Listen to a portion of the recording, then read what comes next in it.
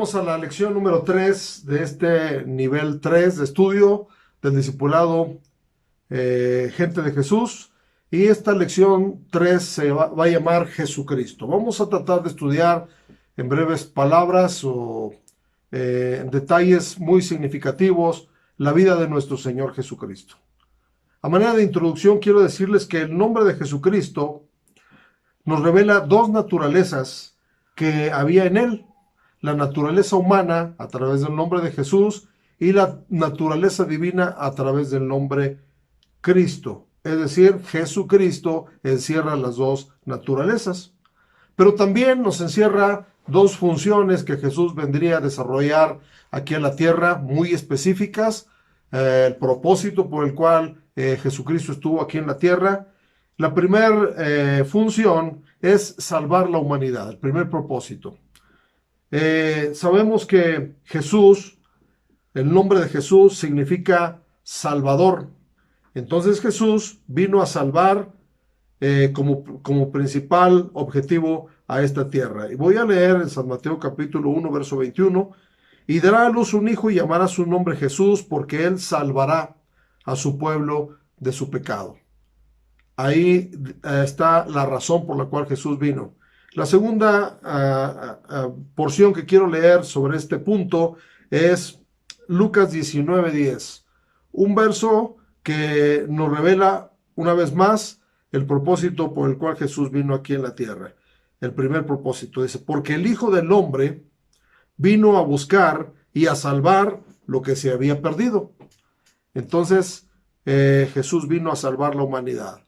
El segundo propósito es cumplir un ministerio, cumplir una función aquí en la tierra, y ese ministerio se le fue dado y el Espíritu Santo lo ungió para poder desarrollarlo. En el Antiguo Testamento, los reyes y sacerdotes se les llamaba también los ungidos de Jehová. Los ungían con aceite para desarrollar su ministerio como un símbolo de autorización, de autoridad de parte de Dios. Y cuando Jesús inició su ministerio, él mismo mencionó que el Espíritu Santo le había ungido para cumplir su ministerio. Vamos a leer en Lucas capítulo 4, verso 17 al 19. Lucas 4, 17 al 19 dice así: y se le dio el libro del profeta Isaías, y habiendo abierto el libro, halló el lugar donde estaba escrito: el Espíritu del Señor está sobre mí, por cuanto me ha ungido para dar buenas nuevas a los pobres, me ha enviado a sanar a los quebrantados de corazón, a pregonar libertad a los cautivos y vista a los ciegos, a poner en libertad a los oprimidos, a predicar el año agradable del Señor. Jesús manifestó lo que había venido a hacer a esta tierra, y no lo hizo hasta que el Espíritu del Señor vino sobre él. Entonces Jesús es el nombre personal de nuestro Señor Jesucristo, pero Cristo es el título, Dijimos que Jesús quería decir Salvador, pero también Cristo quiere decir ungido. Y dice Mateo capítulo 1, verso 16, Mateo 1, 16, y Jacob engendró a José, marido de María, de la cual nació Jesús, llamado el Cristo. Jesús llamado el Cristo.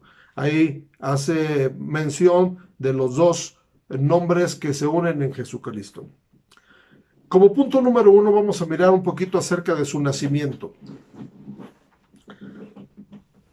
Nació, dice la Biblia, de una virgen y fue concebido por el Espíritu Santo. Dice así San Lucas capítulo 1, verso 26 al 35. Vamos a leer esta narración. San Lucas capítulo 1, verso 26 al 35. Al sexto mes, el ángel Gabriel fue enviado por Dios a una ciudad de Galilea llamada Nazaret. Y una virgen desposada con un varón que se llamaba José, de la casa de David, y el nombre de la virgen era María. Y entrando el ángel en donde ella estaba, dijo: salve, muy favorecida, el Señor es contigo, bendita tú entre las mujeres. Mas ella, cuando le vio, se turbó por sus palabras y pensaba, ¿qué salutación sería esta? Entonces el ángel le dijo, María, no temas, porque has hallado gracia delante de Dios, y ahora concebirás en tu vientre y darás a luz un hijo, y llamarás su nombre Jesús. Este será grande y será llamado Hijo del Altísimo, y el Señor Dios le dará el trono de David su padre, y reinará sobre la casa de Jacob para siempre. Y su reino no tendrá fin. Entonces María dijo al ángel, ¿cómo será esto? Pues no conozco varón. Respondiendo el ángel le dijo, el Espíritu Santo vendrá sobre ti, y el poder del Altísimo te cubrirá con su sombra, por lo cual también el santo ser que nacerá será llamado Hijo de Dios. Entonces Jesús nació de una virgen y nació engendrado del Espíritu Santo. Ahora vamos a ver algunos detalles de su infancia. Primeramente, Jesús, como judío, tuvo que cumplir un acto de identidad que tenían los judíos, que era la circuncisión. En San Lucas capítulo 2, verso 21 y 22, Lucas capítulo 2, verso 21 y 22 dice así, cumplidos los 8 días para circuncidar al niño, le pusieron por nombre Jesús, el cual le había sido puesto por el ángel antes que fuese concebido. Y cuando se cumplieron los días de la purificación de ellos, conforme a la ley de Moisés, le trajeron a Jerusalén para presentarle al Señor. Aquí vemos dos actos muy importantes de la vida de nuestro Señor Jesucristo. La primera es la circuncisión, que era un rito judío para identidad como parte del pueblo de Dios. Y la segunda cosa dice que después lo trajeron para presentarle al Señor. La presentación de los niños todavía se sigue practicando en las iglesias, siguiendo el ejemplo de nuestro Señor Jesucristo. Esta ley de la circuncisión está en Levítico capítulo 12 de Levítico, verso 2 al 8, y dice de la siguiente manera, habla a los hijos de Israel y diles, la mujer cuando conciba y dé a luz varón será inmunda 7 días, conforme a los días de su menstruación será inmunda, y al 8º día se circuncidará al niño. Mas ella permanecerá 33 días purificándose de su sangre.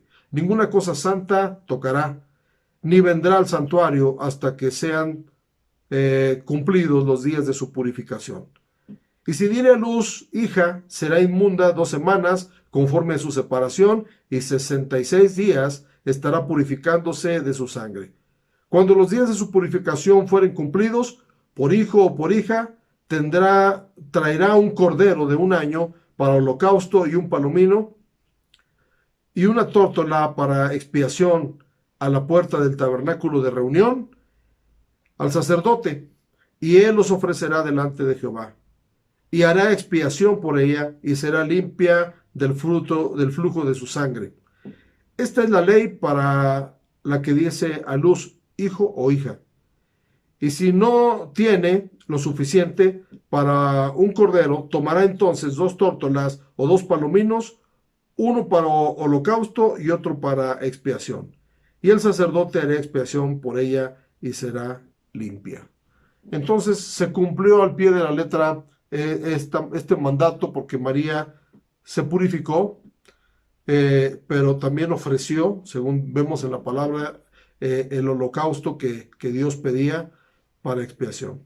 Así es de que en su infancia Jesús fue circuncidado, fue presentado al Señor, y María cumplió al pie de la letra la ley. Ahora vamos a mirar otros detalles de su infancia. Inciso B. También dice que a los 12 años asombró a los doctores de la ley con su inteligencia. Lucas capítulo 2, verso 41 al 47 dice así. Lucas capítulo 2, verso 41 al 47. Iban sus padres todos los años a Jerusalén en la fiesta de la Pascua, y cuando tuvo 12 años, subieron a Jerusalén conforme a la costumbre de la fiesta. Al regresar ellos, acabada la fiesta, se quedó el niño Jesús en Jerusalén sin que supiese José y su madre. Y pensaban que estaba entre la compañía. Anduvieron camino de un día y le buscaban entre los parientes y los conocidos, pero como no le hallaron, volvieron a Jerusalén buscándole. Y aconteció que 3 días después de hallarle en el templo, sentado en medio de los doctores de la ley, oyéndoles y preguntándoles, y todos los que le oían se maravillaban de su inteligencia y de sus respuestas. Este es otro detalle de la vida de nuestro Señor Jesucristo. No encontramos más detalles en la Biblia acerca de la infancia de Jesús, entonces cualquier otro detalle de la infancia de Jesús que la gente cuente y no está registrado en la Biblia, pues simplemente no debemos creerlo, porque se escribió solamente esto para conocer un poquito de su infancia. Ahora vamos a mirar que después se bautizó. Obviamente Jesús estuvo bajo tutela de José y María como hijo de familia, pero llegó el momento donde él iba a empezar ya su ministerio, pero primero tuvo que bautizarse. Punto número 3. Lucas capítulo 3, verso 21 y 22. Lucas capítulo 3, verso 21 y 22. Dice así: aconteció que cuando todo el pueblo se bautizaba, también Jesús fue bautizado. Y orando, el cielo se abrió y descendió el Espíritu Santo sobre él en forma corporal como paloma. Y vino una voz del cielo que decía: tú eres mi Hijo amado, en ti tengo complacencia. Cuando todo el pueblo se bautizaba, Jesús se bautizó en un acto público para dar testimonio de que se iba a bautizarse, a cumplir la ley, porque dijo así a Juan el Bautista: deja que cumpla toda ley. Y bueno, se bautizó siendo ya grande, tenía edad de 30 años cuando fue bautizado. Y pues bueno, este acto hizo que el Padre diera testimonio de él. Dice que cuando Jesús se bautizó, primeramente dice que el cielo se abrió, descendió el Espíritu Santo sobre él en forma corporal como paloma, y vino la voz del cielo. La voz que dijo: tú eres mi Hijo amado, en ti tengo mi complacencia. Entonces, lleno del Espíritu Santo, con el testimonio del Padre, pues Jesús se bautizó. Y bueno, ahí empezó su ministerio. Inició su ministerio a los 30 años. Vamos a mirar Lucas capítulo 3, verso 23. Lucas capítulo 3, verso 23. Jesús mismo, al comenzar su ministerio, era como de 30 años, hijo, según se creía, de José, hijo de Elí. Aquí vemos que Jesucristo se bautizó ya siendo mayor de edad. Esto nos enseña también a nosotros, esta es la razón por la cual, como iglesia cristiana, no bautizamos a los niños, porque no encontramos ningún caso bíblico en que se haya bautizado algún patriarca, algún profeta, algún apóstol. Y el mismo Señor Jesucristo se bautizó siendo de 30 años. Después, su vida se desarrolló en un ambiente de santidad, porque no cometió pecado. Inciso B. Segunda de Corintios capítulo 5, verso 21. Dice: al que no conoció pecado, por nosotros lo hizo pecado, para que nosotros fuésemos hechos justicia de Dios en él. Entonces, aunque usted oiga que Jesús cometió pecado, la Biblia dice que no cometió pecado, y le tenemos que creer más a la Biblia, porque el enemigo trata de desvirtuar la vida de nuestro Señor Jesucristo, y hay algunas películas y hay algunos libros que hablan de que Jesús sí cometió pecado, pero la Biblia dice que no cometió pecado. Otra porción que nos lo confirma está en Primera de Pedro, capítulo 2, verso 21 al 25. Primera de Pedro, capítulo 2, verso 21 al 25, dice así: pues para esto fuisteis llamados, porque también Cristo padeció por nosotros, dejándonos ejemplo para que sigáis sus pisadas, el cual no hizo pecado. Ahí está bien marcado: no hizo pecado, ni se halló engaño en su boca, quien cuando le maldecían, no respondía con maldición, cuando padecía, no amenazaba, sino encomendaba la causa al que juzga justamente, quien llevó él mismo nuestros pecados en su cuerpo sobre el madero, para que nosotros, estando muertos a los pecados, vivamos a la justicia, y por cuya herida fuisteis sanados. Porque vosotros erais como ovejas descarriadas, pero ahora habéis vuelto al pastor y obispo de vuestras almas. Entonces, Jesús no cometió pecado. Otra de las cosas de su ministerio que tenemos que saber es que solamente anduvo haciendo bienes, sanando a los enfermos, libertando a los cautivos, proveyendo las necesidades. Y vamos a mirarlo en el libro de los Hechos. Inciso C dice que anduvo haciendo el bien. Hechos capítulo 10, verso 38. Hechos 10, 38 dice así: cómo Dios ungió con el Espíritu Santo y con poder a Jesús de Nazaret, y cómo éste anduvo haciendo bienes y sanando a todos los oprimidos por el diablo, porque Dios estaba con él. Entonces Jesús solamente anduvo haciendo bienes a través de su ministerio. Y bueno, al término de su ministerio, Jesús murió en una cruz. Punto número 5, Jesús murió en una cruz. Filipenses capítulo 2, versos 5 al 8. Filipenses capítulo 2, versos 5 al 8. Dice así: haya pues en vosotros este sentir que hubo también en Cristo Jesús, el cual, siendo en forma de Dios, no estimó el ser igual a Dios como cosa que aferrarse, sino que se despojó a sí mismo, tomando forma de siervo, hecho semejante a los hombres, y estando en la condición de hombre, se humilló a sí mismo, haciéndose obediente hasta la muerte, y muerte de cruz. Aquí nos habla de una descripción de la motivación que llevó a Jesús a morir en la cruz del Calvario y despojarse de su deidad, se hizo hombre. Y bueno, aquí está esta pequeña descripción. El profeta Isaías se le conoce como el profeta mesiánico. Isaías había ya profetizado de cómo iba a ser esa muerte de Jesús en la cruz del Calvario. Isaías 53, del 1 al 12. Es un poquito largo, pero vamos a leer para que veamos todo lo que conllevó la muerte de nuestro Señor Jesucristo en la cruz del Calvario y los beneficios que podemos recibir de ello. Isaías 53, 1 al 12 dice: ¿quién ha creído a nuestro anuncio? ¿Y sobre quién se ha manifestado el brazo de Jehová? Subirá cual renuevo delante de él, y como raíz de tierra seca. No hay parecer en él ni hermosura. Le veremos más inatractivo para que le deseemos. Despreciado y desechado entre los hombres, varón de dolores, experimentado en quebranto, y como que escondimos de él el rostro. Fue menospreciado y no lo estimamos. Ciertamente llevó él nuestras enfermedades y sufrió nuestros dolores, y nosotros le tuvimos por azotado, por herido de Dios y abatido. Mas él herido fue por nuestras rebeliones, molido por nuestro pecado, el castigo de nuestra paz fue sobre él, y por su llaga fuimos nosotros curados. Todos nosotros nos descarriamos como ovejas, cada cual se apartó por su camino, mas Jehová cargó en él el pecado de todos nosotros. Angustiado él y afligido no abrió su boca, como cordero fue llevado al matadero, y como oveja delante de sus trasquiladores.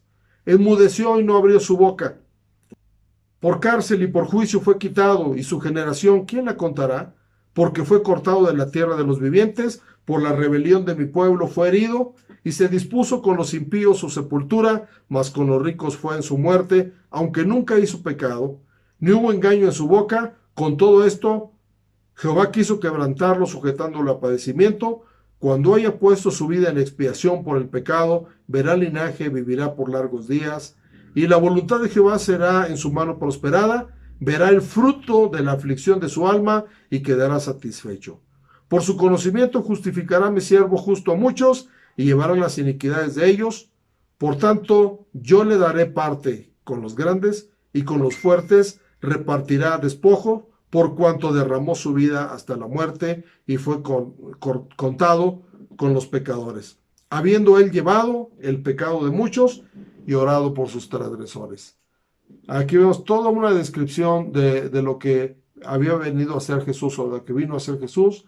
Y algo muy interesante que vemos en esta narración es que no solamente nos da salvación por su muerte en la cruz del Calvario, sino que también dice que llevó nuestras enfermedades, nuestras dolencias, nuestras rebeliones. Todo lo llevó Jesús ahí en la cruz del Calvario, que ya estaba esto profetizado por el profeta Isaías muchos años antes, y se cumplió al pie de la letra.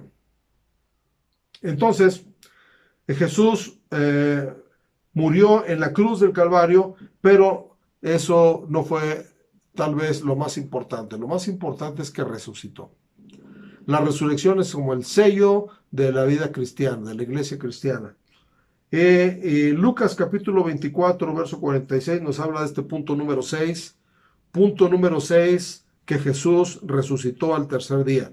Lucas 24, 46 dice, y le dijo, así está escrito y así fue necesario que el Cristo padeciese y resucitase de los muertos al tercer día. Y hubo muchas evidencias. Jesucristo se apareció a varios para ratificar su resurrección. Entonces no nos queda ninguna duda en que Jesucristo es Dios, porque Él venció la muerte con poder. Y bueno, después de haber aparecido a muchos discípulos, ascendió al cielo. Hechos capítulo 1, este es el punto número 7, ascendió al cielo. Hechos capítulo 1, verso 9 al 11, dice así. Y habiendo dicho estas cosas, viéndolo ellos, fue alzado y le recibió una nube que le ocultó de sus ojos. Y estando ellos con los ojos puestos en el cielo, entre tanto que él se iba, he aquí se pusieron junto a ellos dos varones con vestiduras blancas, los cuales también dijeron, varones galileos, ¿por qué estáis mirando al cielo? Este mismo Jesús, que ha sido tomado de vosotros al cielo, así vendrá como le habéis visto ir al cielo. No solamente presenciaron la ascensión de nuestro Señor Jesucristo al cielo, sino que recibieron una promesa. Y esa promesa es que, así como lo vieron ir, así va a venir. Habla de la segunda venida de nuestro Señor Jesucristo. Y bueno, mientras Él regresa a esta tierra, ¿qué está haciendo Jesús por su iglesia? ¿Qué está haciendo Jesús por nosotros? Ese es el punto número 8, que dice que está sentado a la diestra de Dios. Jesús está sentado a la diestra de Dios. Marcos capítulo 16, verso 19. Dice así. Y el Señor, después que les habló, fue recibido arriba en el cielo y se sentó a la diestra de Dios. ¿Qué función está haciendo Jesús ahí por nosotros? Jesús está intercediendo por nosotros. Día tras día, nuestro Señor Jesucristo está delante del Padre a favor de la iglesia. Está intercediendo por nosotros continuamente. Entonces, en la vida de nuestro Señor Jesucristo es muy rica. Podremos tardarnos muchas lecciones hablando de la vida de nuestro Señor Jesucristo, pero estos son solamente unos datos importantes desde su nacimiento hasta su ascensión y el lugar donde Él está ahora sentado a la diestra de Dios. Muy bien, pues esperamos que sea sido de bendición y que podamos tener datos importantes para cuando alguien nos demande razón de quién es Jesús. Vamos a aprender el texto de memoria que está en 1 de Juan capítulo 5, verso 20. 1 de Juan 5, 20. Es un poquito largo, pero yo sé que ustedes lo pueden aprender. 1 de Juan 5, 20. Dice así. Si ya lo tienen, lo repetimos todos juntos 2 veces. Dice así, pero sabemos que el Hijo de Dios ha venido y nos ha dado entendimiento para conocer al que es verdadero, y estamos en el verdadero, en su Hijo Jesucristo. Este es el verdadero Dios y la vida eterna. ¿Lo decimos todos juntos? Dice así, pero sabemos que el Hijo de Dios ha venido y nos ha dado entendimiento para conocer al que es verdadero, y estamos en el verdadero, en su Hijo Jesucristo. Este es el verdadero Dios y la vida eterna. 1 de Juan 5:20. Apréndaselo, repítalo, y pues también nos revela mucha verdad este texto. Dice que nos ha dado entendimiento para conocer al que es verdadero. Jesucristo dijo, yo soy el camino, la verdad y la vida. Dice, y estamos en el verdadero, en su Hijo Jesucristo. Este es el verdadero Dios y la vida eterna. Les animo a seguir estudiando. Los esperamos en la siguiente lección. Y no deje de estar pidiéndole al Espíritu Santo que les siga enseñando. Dios les bendiga.